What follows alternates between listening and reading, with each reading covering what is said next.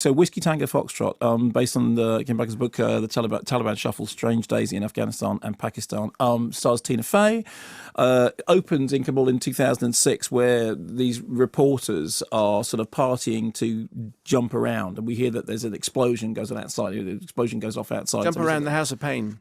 Jump around. Yeah, I don't know. Pain, Fine. yeah. Okay, fine, great. Then cuts back to 3 years earlier, and we see how she got there. Tina Fey's character is basically somebody who is stuck in a job which is not offering her the way out. She says that she was sick of writing news stories for pretty dumb people to read. She is one of a group of people who are defined basically by having no immediate close family, and therefore to some extent are seen of as dispensable.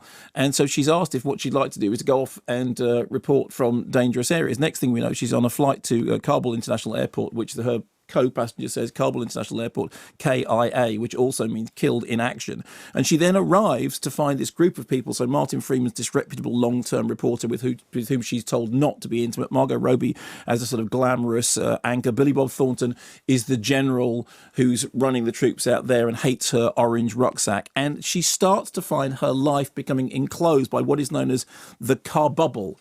The mindset of being out there in this increasingly strange situation. We all have some reason for being here. What's your reason? What is yours? I don't have a good one. I'm just here. Come on.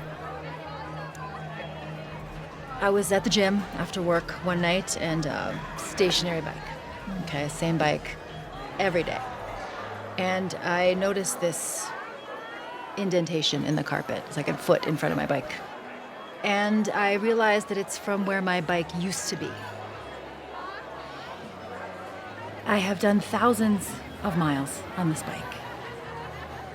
And I have gone backwards. I have literally gone backwards. I just wanted to blow everything up. I just wanted out of my job. I couldn't look at that carpet anymore. Well, that is officially the most American white lady story I've ever heard.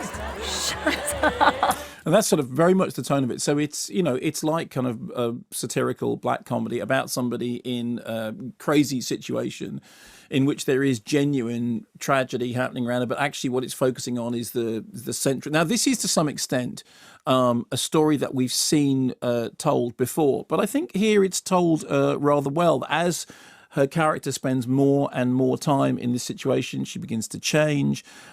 She becomes addicted to, as if Kim finds herself becoming addicted to the situation. When she says, I need a hit, she's apparently referring to the big news story that she needs. But in fact, what she's really referring to is something deeper than that, some form of sort of addiction to the circumstance. And this is something about which people who've worked in these circumstances have talked time and time again. The film sort of flirts with the potential of a relationship with Freeman's character, but actually it's her relationship with the person who's on the ground, who is the fixer translator in the area, which is the real heart of the movie. What the film does is it mixes its true life subject matter with a degree of, you know, comedic license, but actually tells the story in a way which was engaging and I thought very, very watchable and fairly intelligent and smartly done.